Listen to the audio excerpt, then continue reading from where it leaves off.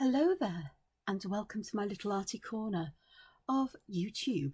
And I'm Angela, and I'd love to welcome you here today to my channel, and especially if you're new here. And I hope you enjoy what you see. And of course, as always, if you enjoy what you see, please give a thumbs up for the video.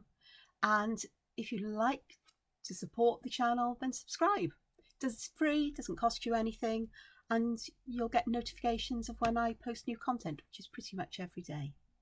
So it's Monday, 14th of March, and as I'm sat here about to start drawing, it's 11 minutes past 10 in the morning here in the valleys of South Wales. It's sunny out and I'm here, but it's fine. I like to start my day off with drawing no matter what else I do for the rest of the day.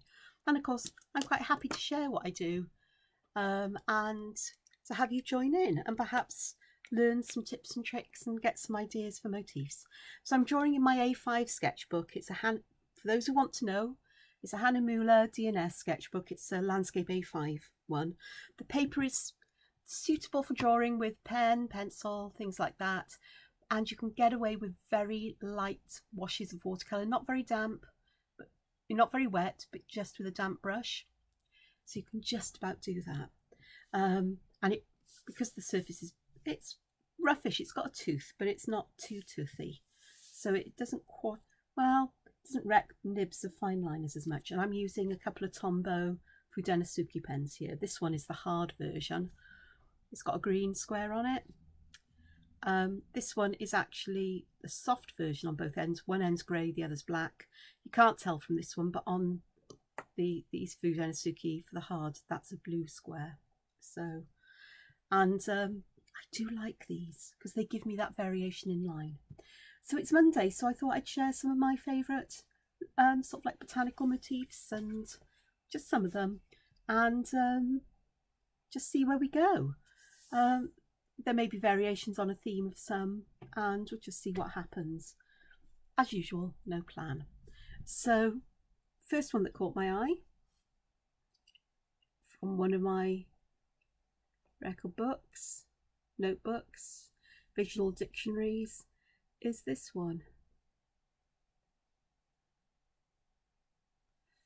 So a kind of rounded rectangle. You could make it even more rounder. It's a little bit on the top like you've got something sticking out. And this is a circle with a spiral inside. And I'm going to do something at the bottom so it can have a little stem, so it becomes like a seed pod. Let's try this again, but do something a little bit different with it. I do like things like this.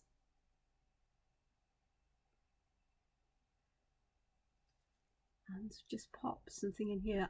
Now, this is my sketchbook, and normally in my sketchbook I'd be really careful about how I draw things. But one of the knock-on effects, I think, of my lettering course is the idea, just get your ideas down as quickly as you can. And, you know, just get the ideas there. And then when you come to do, you know, finished pieces of art, then you can polish them off. I tend to be of this class that, well, if I'm doing this, it doesn't take me much longer to be neat, but maybe not as neat as other people might like. So let's just do that. And I am going to make use of the flexibility of this nib eventually to get different thicknesses of lines where I want some shadow almost to get some sense of dimension. With me, it's always to the left and underneath. I've always done that. And don't know how or why. It's imagining the light source there for me, but I learnt in the lettering course that traditionally letters always have their shadow to the left and the bottom because the letters are simpler.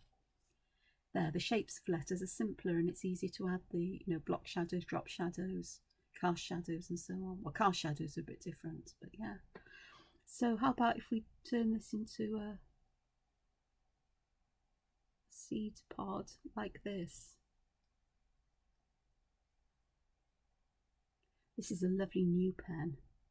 I have got an old Fudenasuki rattling around, but I picked this one up. And so its tip is lovely and sharp still. They do wear down, but I'm happy with that. And that's where fine liners can come in useful. So there we are. So the same kind of basic shape, although this one has become more triangular. And perhaps where I've got some spaces that are a little bit bigger and look a bit cumbersome, I can just add some extra lines in there. And I may actually just add, I put a solid line there, but with the magic of a white gel pen, I can just add a little dot of white there for a bit of highlight. I'm just going to go and add little bits of shadow in those, and I can do the same under there. And the same with these, just like little curves. It's the, you know, sort of like the bottom left hand corner of the circle. If the circle's a square, bottom left hand corner, just to give that hint of shadow and shape there. Okie doke, so let's go back and try another one and see what else we can do. Look at how we can vary that shape underneath as well. Just joining together simple shapes. So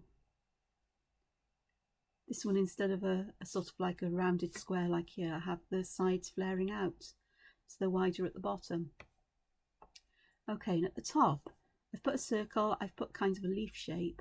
So how about a proper teardrop shape there, and we'll just thicken those lines and perhaps add a couple of lines in there. And here I think I'm going to pop a girt big seed in there. You know, sometimes you get those sort of like clear edges around seeds, like a frilly bit almost. I don't know what they're called. I should know, being a scientist, but I don't. But let's have those there, and let's use, I will put some lines to hold this in place, as if it's held in place in there. But then we do need something to either suggest that there's oh darn it, let's just repeat the lines round. I don't know what I was trying to think of there. I was trying to think of a way of having a seed sort of like this shape opening. I think I've got it. It's just taken me a moment to work it through in my mind. It is Monday morning and I've still got about just over a quarter of a mug of tea left to drink.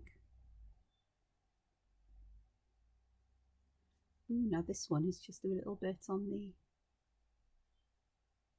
smaller side. Two sort of like oval shapes, flat circles, and a little curve off with a little blob on the end on the top of this one. So let's have a look at this. Because what I'm going to do here is I'm going to draw the shape in I want before I fill anything else in. So it's kind of like a leaf shape in the middle, with lines coming off.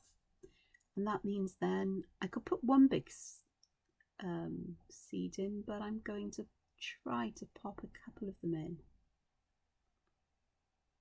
so they feel squished in and really seed-like. Shapes like this are always fun to add shadow and colour to. It really brings them to life. And perhaps here at the bottom have a kind of wavy frilliness at the bottom where the stem comes out.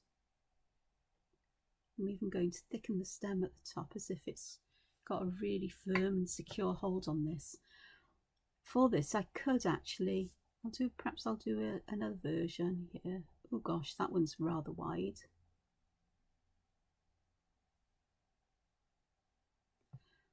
But we can do that. With that one I sort of like drew half the shape, so let's draw the whole of the shape in the middle. And then just have the lines going down, and then I can just adjust those there. Perhaps here, instead of having them like that, I can have all kinds of sizes of seeds in here. Like that, just fill it in, because it is rather nice like that. And then perhaps I'll give a little outline to it as well. And that means then perhaps I add curved lines around the shape, perhaps it will give that feeling that this is actually curving. I don't know. May work. Tidy that up. And then at the bottom here, I definitely need something to separate the stem.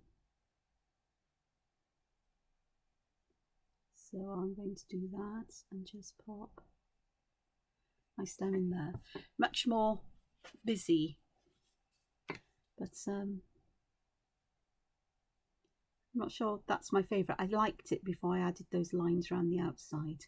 So my head knows that I can add shadow using, or bring out that feeling of dimension using colour. Although the lines could be useful even then. I don't know. I'll have to wait and see how that one turns out. So I'm just going to thicken that. I'm going to actually thicken this side, as if that's in shadow to give that feeling of depth down there. This one could be perhaps a little thicker. So that'll work out fine. Okay. So if we go back to drawing this again. A whole pile of these because I can. Let's pop a seed in here and perhaps just have it connected to underneath here and down, and then just a simple line. So instead of it being sat right on the bottom, we've now got it supported somewhere up in this rather transparent, I suppose, seed capsule.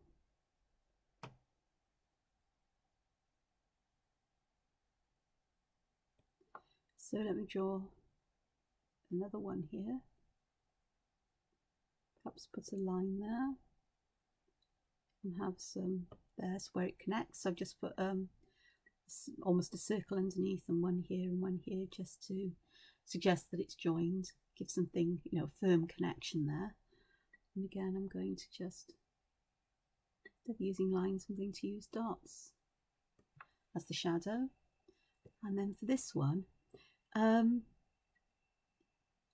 it Honesty it's called? I think it's the fruit. Yeah, I'm sure it's Honesty. These lovely seed pods that you get that have this seed in the middle. Do they have seeds? They have seeds, don't they? But it's that kind of idea. So instead of having one seed, we could have an imaginary shape here where perhaps we draw a number of seeds around that central space. Nothing in that central space, just lines connecting these to the outside of the seed capsule, like so. And then perhaps on the top we can have a little spike.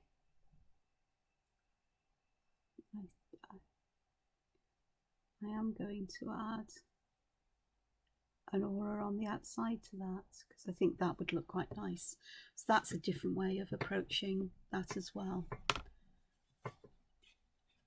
How many variations so far? 1, 2, 3, 4, 5, 6, 7, 8, 9. All based on the same kind of shape and form, just slightly varying things inside. This is the fun of just sitting down with a sketchbook and just working to see what will happen.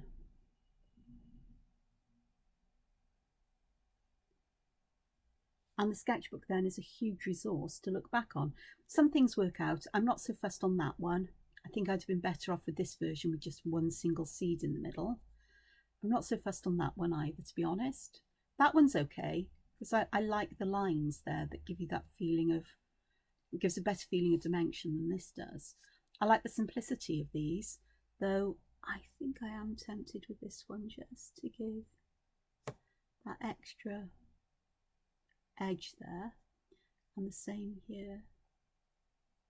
because that is kind of my style, I think. This is how I do things. I like that idea. This one, I'm going to fill my seed pod with little dots. Tedious, but worth it, because you get a different kind of colour going on here. And this seed is going to be raised up on this side, but sunk in on this side. So my usual place of putting shadows is on the outside of a shape, to the left and the bottom. That makes things lift up. But if you put them on the inside of your shape, to the top and right, then it feels that this is in shadow, so this is raised up. This is set in, but you know, yeah. Hopefully you can see the effect that has. And just to help with all of that, I'm going to put a shadow around this side. And then we're going to have, we need something here that the stem connects to. So I don't know why I did that, I just did it. Again, I may like it, I may not, but it's an idea that I may come back to in the future. And then at the top, I'm trying to think of things we can put here that would be a little bit different. There we are. So a little shape on the top. And that would lend itself then to something just flying off a bit, perhaps. And perhaps we could just give it a bit of a frill. A frill, not a thrill. Different. Okie dokes. So that was fun. And let's do another one of those that have a big seed in the middle. Ooh, that's very spiky. It's very finial-y, the kind of finial you'd have on a roof, poking up. Okay, let's do another one of these.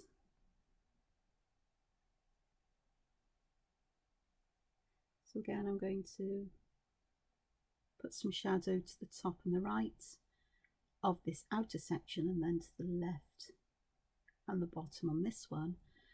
But this one I'm going to add some really fine lines. Suggest that that shape inside is a seed and it has got dimension. And if I want it to feel like it's actually in there, being held in, and we're looking in a window, we can put little supports for it. And then shadow, when that's shadowed behind, that will really stand out. I'm not going to do it in black, because with black we would have we'd lose that shadowing there. But I am going to take this as if it's part of the stem and just do that. So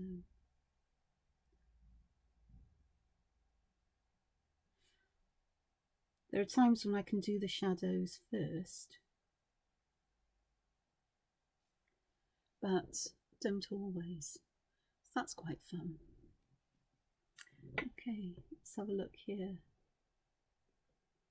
Let's try something completely bonkers, which may or may not work out. I don't know at the moment, but I've just seen something interesting down here. Where did I see it? Yeah, so let me have a go at doing this. So I'm doing that kind of shape within it, so it's not touching the top, I'm leaving a gap. And then at the top, I'm starting at the top of that first inside shape and drawing that shape inside. I'm going to start at the bottom and I'm going to draw another shape inside, and I'm going to keep on going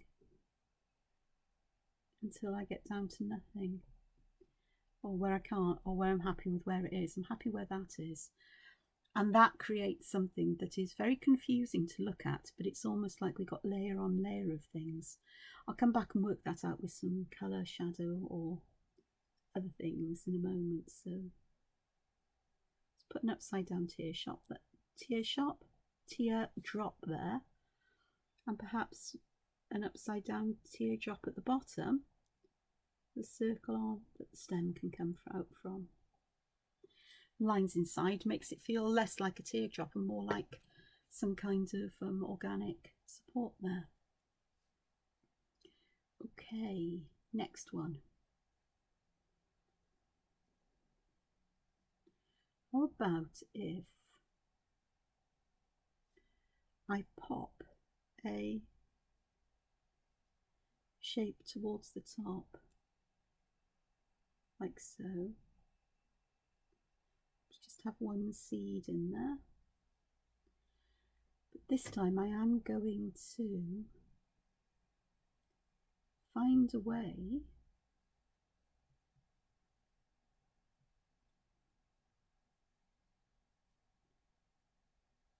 so instead of straight lines, let's use curved lines here.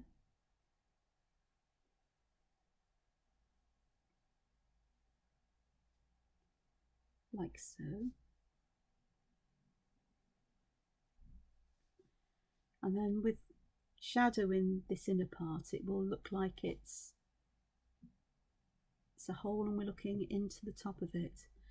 I'll do another version of that, but with perhaps a different shape. That can be my seed perhaps. I'm going to put a very thin border around it because that really can make the whole difference. So I can pop the outer shadow there, the shadows there, and then start to curve these around the shape, making sure that I really do curve them, even at the top where there's nothing much there.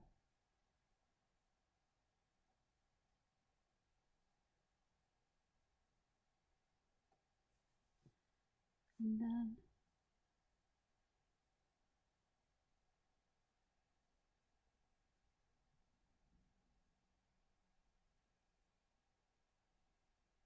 there we go. So there's that kind of thing going on. I'm not going to put a finial at the top because this really is the top. And if we talk about putting things at the top,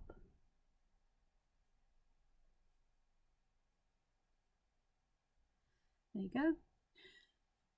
So I drew that, and then this around here, I can add some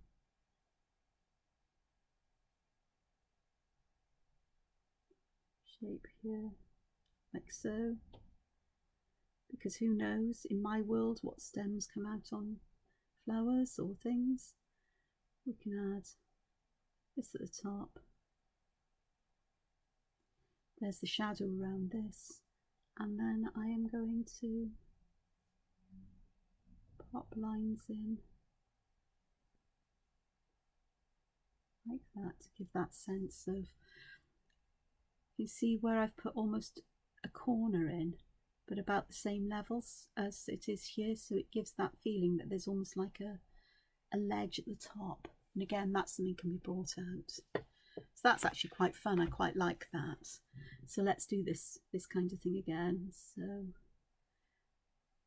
a shape at the top that's got a curved bottom, and then we can bring a curved shape out from it. And this time I'm going to add lines going this way for this one, with that little gap and a dot in the middle when I've got the length to allow me to do it on the arc. But as the arc gets smaller, I'll leave the dot out and just leave a gap there. So there we go. So that's quite fun. And I'll give this one a sturdy stem. And then here I'm just going to pop some dots in this, getting them smaller towards the other edge and further apart, so I add some shadow with that. I was going to look at lots of different shapes and kinds of seed pods today, but it seems that, or floral motifs, or various other things, it seems that I started with one thing and these are all, they're all related back to this original one in a weird way, just simple variations with them. Okie dokes. So next one, I'll do a small one here, because what I'm doing here is drawing a very flat. I'm going to move my book up so you'll miss some of these, but I will come back to them. Very flat oval here, and then let's draw that kind of shape I had at the top again. And if I make a line here, perhaps some lines going down, then we've got this kind of, it looks like there's a hole there, but there's something inside this. And so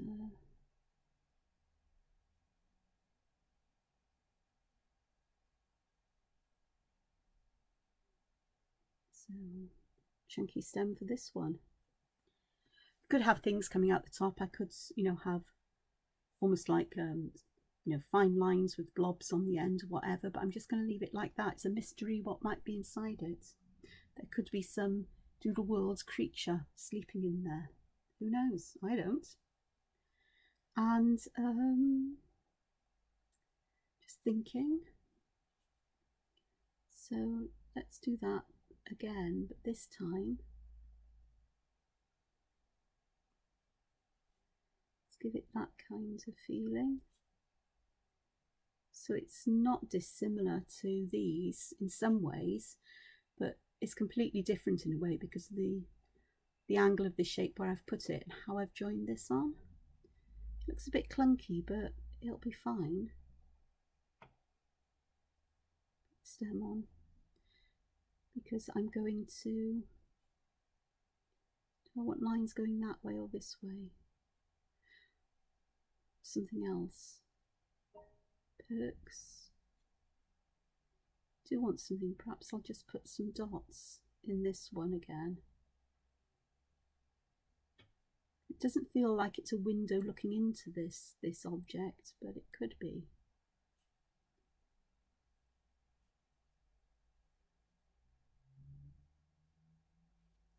So there's that one.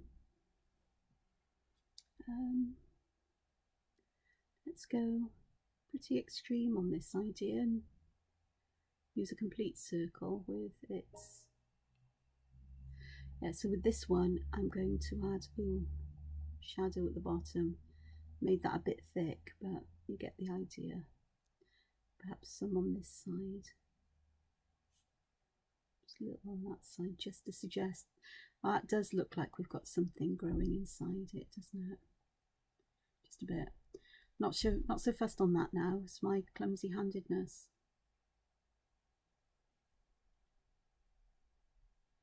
So I've just sort of like got a bigger curve at the bottom instead of a flatter edge on this one.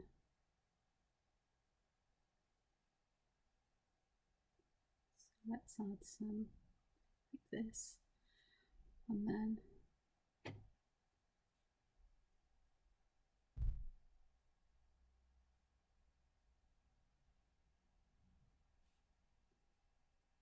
I'm doing the same kind of thing where I'm kind of trying to get the bends in these lines as if they are linked to this, so we've got this kind of feeling here. It could be easier to pop a pencil line in if you're not confident in doing that. And then here I'm definitely going to have something growing up from beneath.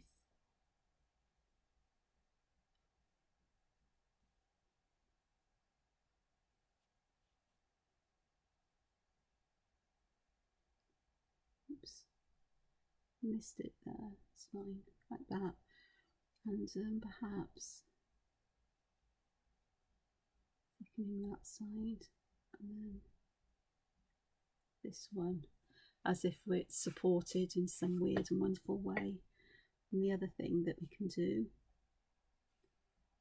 is to perhaps draw some more lines as if they're coming from this shape behind, just to support it. Again, not so sure about that one, but I think with some work it would work. I want to go back to this one because I'm not happy with that, and I just want to draw it in a way I was happy with.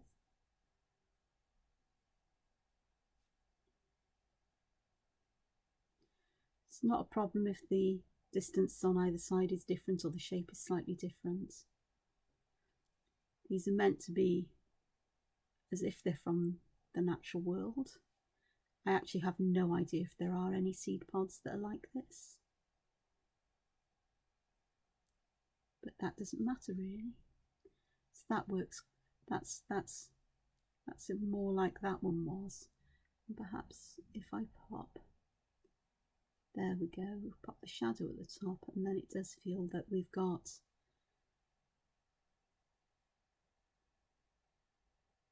that hole inside. This one feels like there's something growing up out of it. Just think about how that can work. So we're doing this, and then I'm going to pop that. This is how you do it.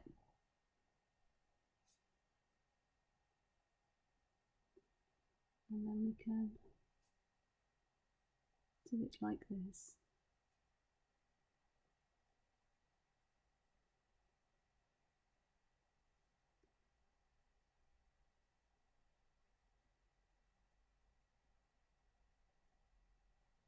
There we go.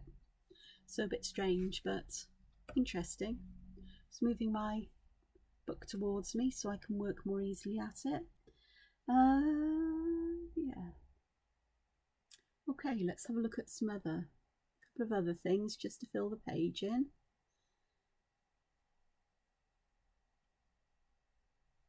I'm just going to add shapes and perhaps things that give a different kind of feel to this. So that's quite fun. And with this we could put some lines or other things there, or just fill it with different colour pattern. I'll leave it as it is for now. Another shape.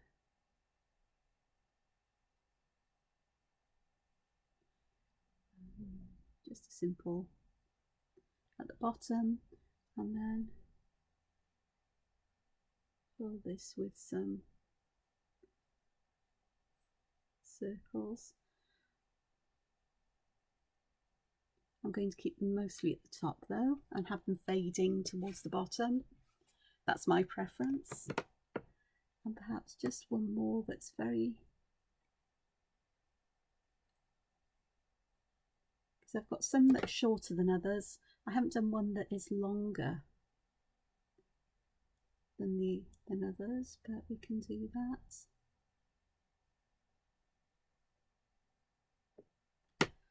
So have something like that, and perhaps we can have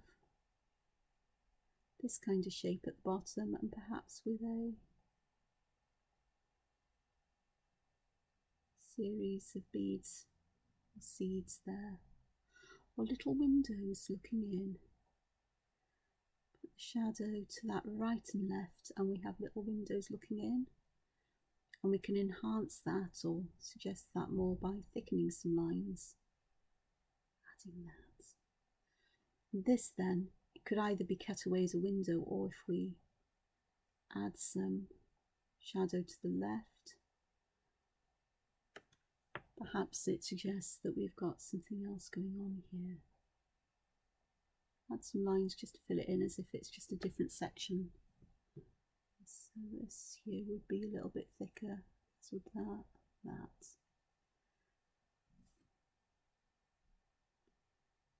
I'm using the side of my pen here, which, because I'm right off on the edge and I haven't got that support for my hand. So that's all quite fun. Now I've got a choice. I can either quickly get, I think I'll quickly get my pot of pencils and other stuff. My most used ones. Excuse my arm if I reach across. Ah, there we go, got it. Ugh. Water brush, and let's use some of these to add some colour shadow to these very quickly for just a few minutes, just to see the difference that this makes. This is Madder Brown I've got.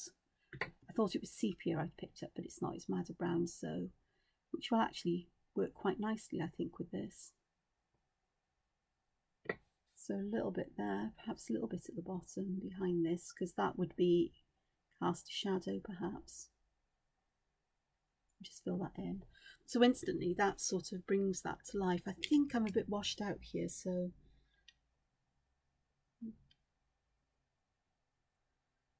it's not showing very well on the camera. That's my problem today, I think.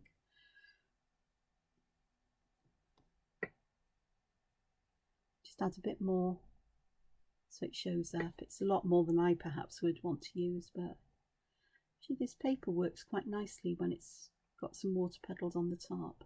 Get some nice texture in it. So there we go, there's that one. This one definitely wants shadow to the side and at the top and bottom. I'm going to fill this in with colour, but I want it more intense, top and bottom. I've spilled out of the line there a little bit, and because it's Inktense, I'm not even going to, and on this paper, I'm not even going to try to, just move this over here. It's a cloth I've got that I can wipe my brush off on. I'm not going to try and clean it up, I'm just going to leave it there, quite painterly and quite rough. There's not a lot of shadow there, but gel pen.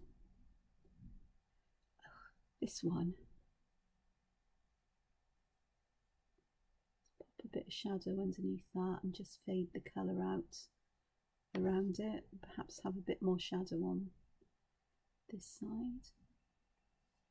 And yet I am doing this alternately. Let's see what we can do with this one to make me happier about it. Not sure I can. Left quite a distinct highlight in the middle there, and I'm putting a lot of shadow on the top line here. Fair amount of colour. That's better, a bit more.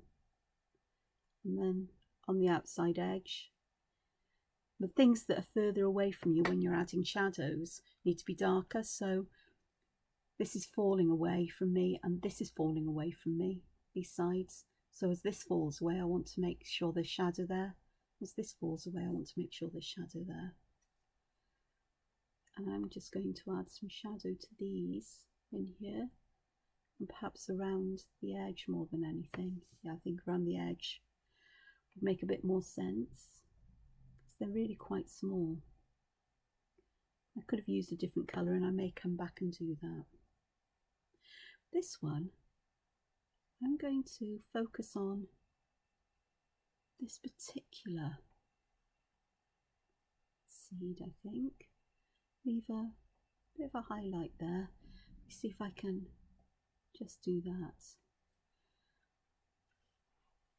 And then perhaps the teeny tiniest bit of colour. I say teeny tiniest, but let's add some colour around here. And this side as well, so that at outside edge is kind of coloured in, but this inner bit isn't, and I can add a different colour there perhaps. Okay, this one I'm going to pop some shadow around this one, quite a fair amount of it, and then hopefully, as long as I work fairly quickly.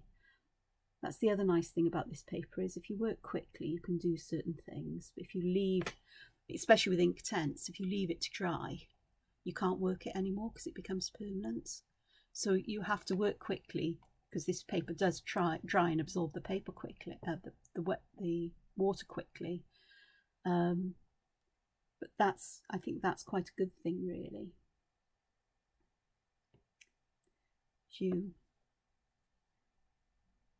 have to work in a more sketchy kind of fashion, and it forces me not to fuss around with things too much, because I think when I fuss around, that's when things go pear-shaped when it comes to colour. With Inktense I've got the option once it's dried of doing something else, but I think most of the time I choose not to. Okay, let's change colour for this row. I know I haven't done all of them. There's the sepia. I do look quite like this. I like that madder brown, mind you. Okay, this is the one I want to add a fair amount of shadow to. In comparison to the madder brown, it's very dull and uninteresting, isn't it?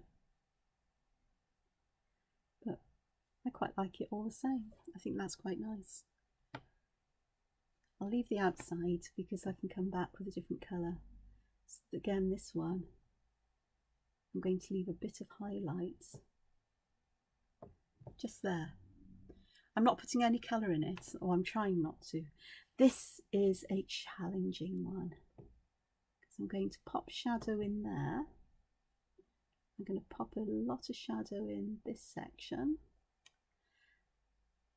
I'm going to pop a little bit of shadow at the bottom of this seed because it does look like a seed there.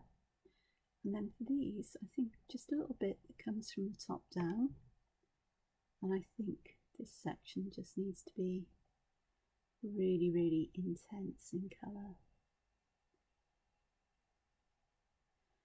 As if that's really in shadow. There we go, that got it. Just a bit in the corners here because they would be above them. Just to get that feeling going. I can't work out where. I think I want to put tiny bits of shadow at the bottom of these outer rims. And perhaps into here. That gets a weird kind of layering going. I quite like that though. That's worked out better than I thought it would. That colour is what has helped to make sense of it. This one I need a lot of colour in this area because I want it darker, but I darker so it looks like there's a hole in the middle, as it were. So we're looking inside somewhere where no or very little light gets in, but so we can still see that there. I'm going to leave the outside as it is and use a different colour for that. This one again, I think I'm going to go, that's really dark. Let's just add a bit of extra darkness there. And with this one,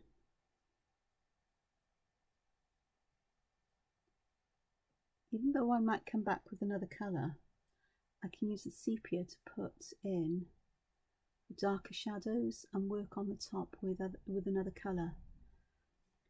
And because it's a neutral-ish colour. I wouldn't say it was completely neutral, but it's more of a grey, I suppose, than a brown. It's a funny colour.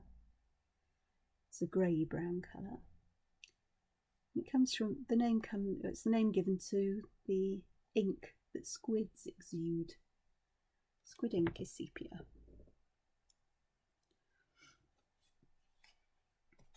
I've never had it and I never will eat it because I'm vegetarian, but you can get pasta that is coloured with squid ink and it's black.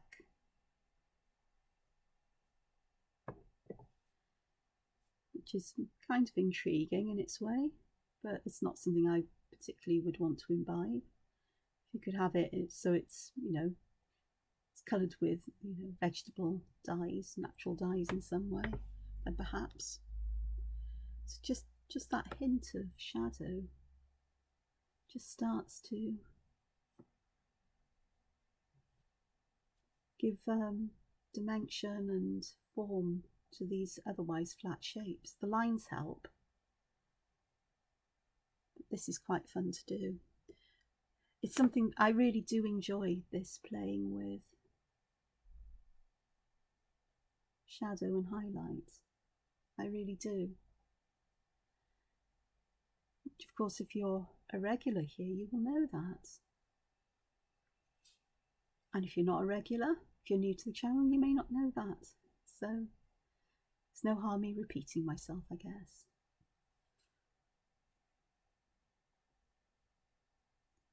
You can see how quickly I'm working with this because it's just a sketchbook. It's just giving me, oh gosh, that was really dark there. That's fine though, because I will work with that and I can see how quickly that ink grabbed, or the paper grabbed onto it, and but I'm fine with that.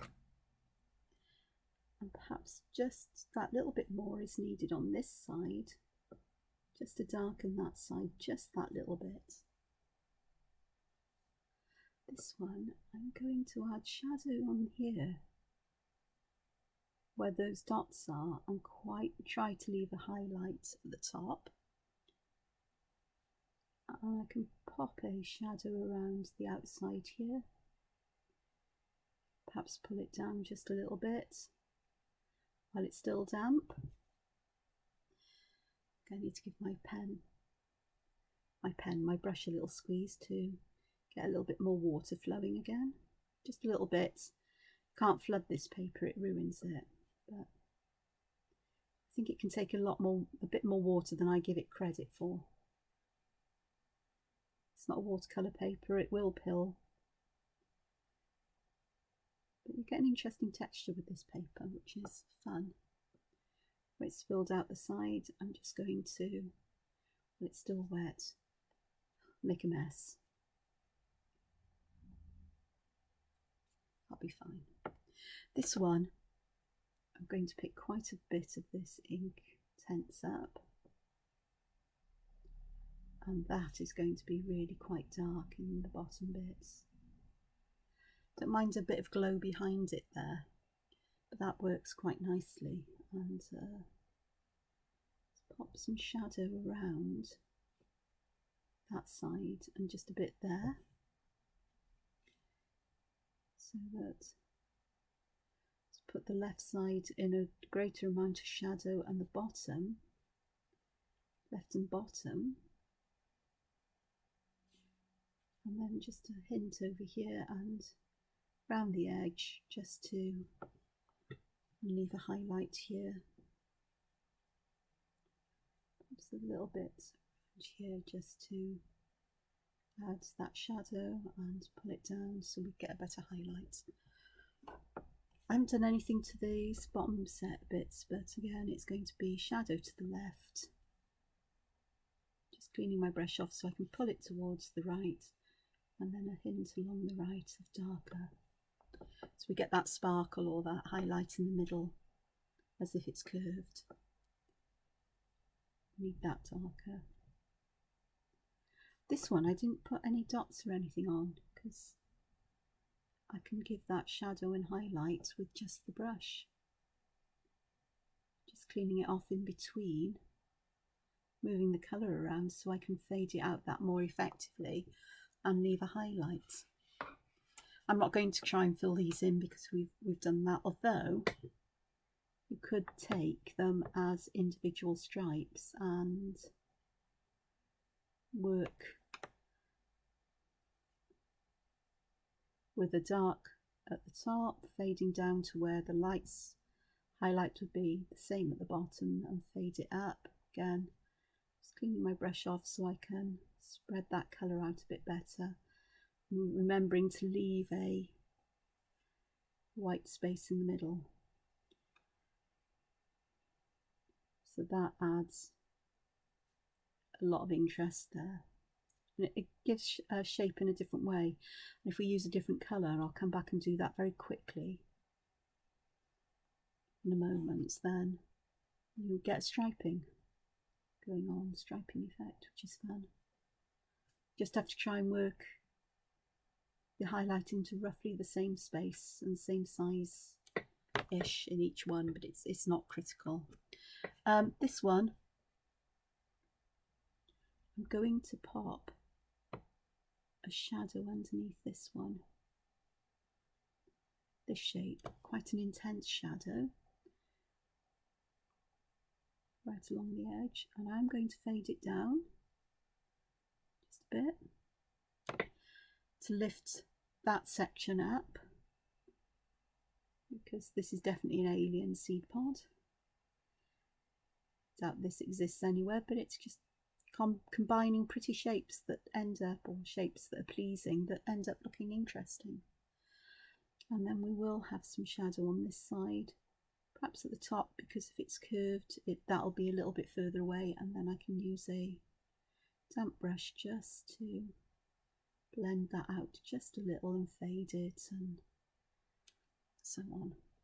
So we could put shadow underneath these, and I'm going to just use a little bit more Inktense underneath here just to intensify the shadow underneath this, because I really do want that in shadow. It looks like it's almost got a cap over it. These ones, this will be fun to have them dark at the top.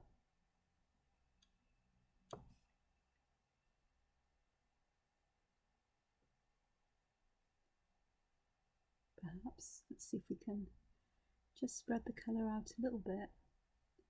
It's unlikely on these first couple because they've dried. I don't know, they're not doing bad. May just be that I've got a bit of paint on here. And then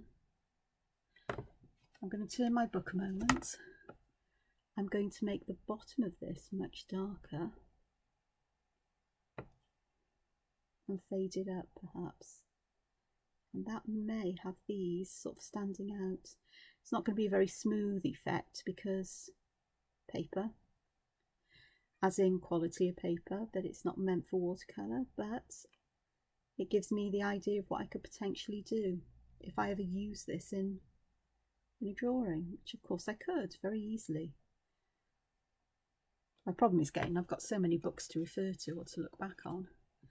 Okay, give this a little bit of a press just to get some water flowing again. I'm going to make these quite dark.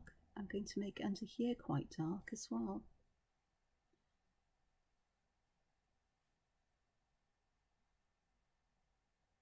That's better. And then just get a shadow to the left and a highlight a little bit along the right side, just to give that feeling of volume.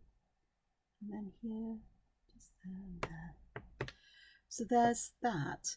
Okay, let's go for some colour. Now then, I've got to find something. Madder brown. Indigo will have to do. I said I'd come back to this one with the stripiness. So let's add some indigo.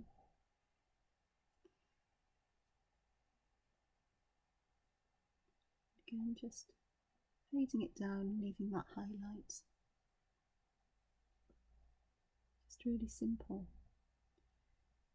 I've popped these colours in my collection, some rather neutral colours. I suppose things I can use for shadows, because this is what I mostly use Inktense or Graphitint for these days. I could put some Graphitint in. I quite like the permanence of the Inktense at the moment. Just perhaps just a hint of blue in the middle. And if I add too much colour, it's easy enough to go back and alter things with colour. Just add some colour to this. Because yeah, in my world we can have blue seeds if we want. Leave a highlight there. It's just the way that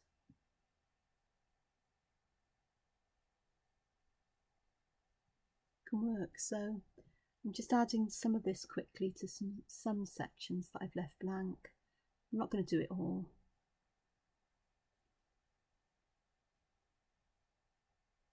I'll fill that one in. Perhaps this one I'll fill in, and very quickly I'm going to pop the shadow all the way around here, but fade it out to leave I want a white highlight if I can get it. Need it a bit bigger at the bottom because there's more space there, and then we can come back and just add that there.